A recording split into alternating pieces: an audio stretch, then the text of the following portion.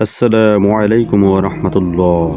আপনি কি লক্ষ্য করেছেন, কখনো কখনো জীবনে এমন সময় আসে যখন সব কিছু যেন বন্ধ হয়ে যায়, রিজিক কমে যায়, দোয়া কবুল হয় না, মনে শান্তি থাকে না। অনেকে ভাবে, আল্লাহ কি আমার দোয়া শুনছেন না?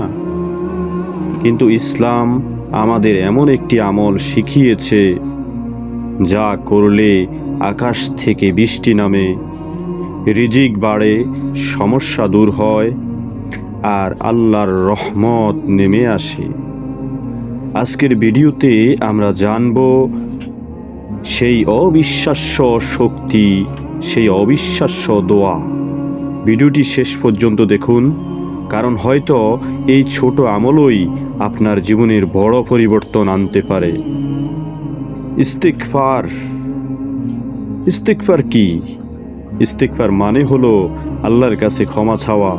সবচেয়ে সহজ ইস্তিগফার হলো আস্তাগফিরুল্লাহ, যার অর্থ হলো আমি আল্লাহর কাছে ক্ষমা চাই।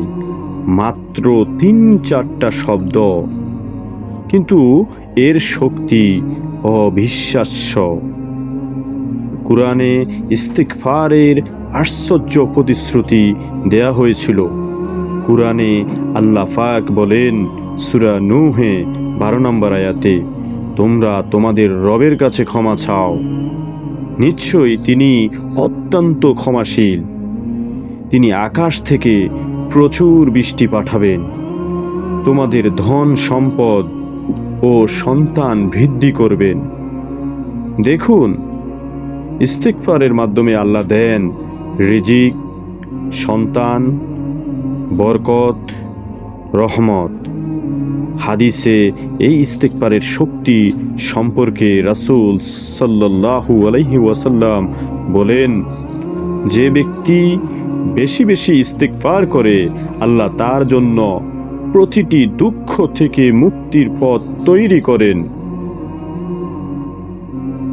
এবং এমন জায়গা থেকে তিনি রিজিক দেন যেখানে সে কল্পনাও করেনি। আবু দাউদ। ইস্তিগফার নিয়ে আপনাদের সাথে একটি ছোট্ট গল্প শেয়ার করি। এক ব্যক্তি এক আলেমের কাছে এসে বলল, আমার ফসল নষ্ট হয়ে যাচ্ছে। আলেম বললেন, ইস্তিগফার করো। আরেকজন বলল, আমার সন্তান নেই। তিনি বললেন, ইস্তিগফার করো। আরেকজন বলল, আমি খুব গরিব। তিনি বললেন, ইস্তিগফার করো। তখন কেউ জিজ্ঞেস করলো, সব সমস্যার সমাধান কি ইস্তিগফার? তিনি বললেন, আল্লাহ কুরআনে এটাই বলেছেন। তো আমরা রাসূলের জীবনী থেকে, রাসূল সাল্লাল্লাহু আলাইহি ওয়াসাল্লামের কোনো গুনাহ না থাকা সত্ত্বেও রাসূল সাল্লাল্লাহু আলাইহি ওয়াসাল্লাম হাদিসে এসেছে তিনি প্রতিদিন 70 থেকে 100 বার ইস্তিগফার করতেন।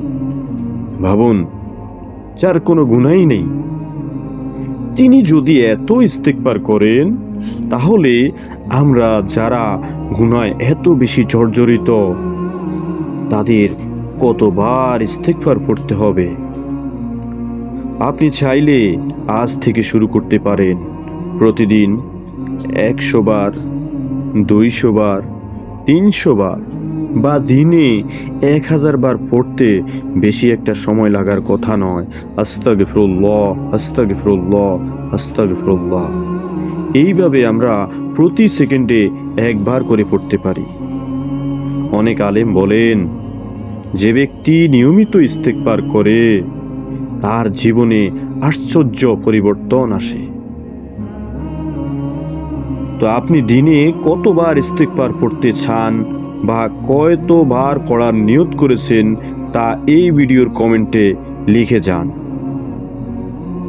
ভাবুন, একবার আমরা কত গুনাহ করি, চোখ দিয়ে, জিহ্বা দিয়ে, মনে মনে, কিন্তু আল্লাহ এখনোই আমাদের রিজিক দিচ্ছেন, শ্বাস দিচ্ছেন, জীবন দিচ্ছেন। শুধু তিনি চান আমরা যেন বলি আস্তাগফিরুল্লাহ। আপনি চাইলে এভাবেও পড়তে পারেন, ফজরের পরে 100 বার, আসরের পরে 100 বার, ঘুমানোর আগে 100 বার, মোট 300 বার ইস্তিগফার ওই যথেষ্ট হবে। আজ থেকে আমরা সবাই এই আমলটি শুরু করব। প্রতিদিন অন্তত পক্ষে 100 বার ইস্তিগফার পড়ব। আর আপনি এই 100 বার পড়তে পারেন প্রত্যেক নামাজের শেষে 20 বার করে হলে 5 ওয়াক্তে 100 বার অনায়াসে হয়ে যাবে। তো এই ইস্তিগফারের আমলটি করুন, দেখুন আল্লাহ আপনার জীবনে বরকত দেন কিনা। যদি আপনি চান গুনাহ মাফ হোক, রিজিক বাড়ুক, জীবনে প্রশান্তি আসুক, তাহলে আজ থেকেই বলুন আস্তাগফিরুল্লাহ। ভিডিওটি ভালো লাগলে আপনার বন্ধুদের সাথে শেয়ার করবেন এবং ভিডিওতে একটি লাইক দিয়ে আপনি এই ভিডিওটি অন্যের কাছে পৌঁছানোর জন্য সাহায্য করুন।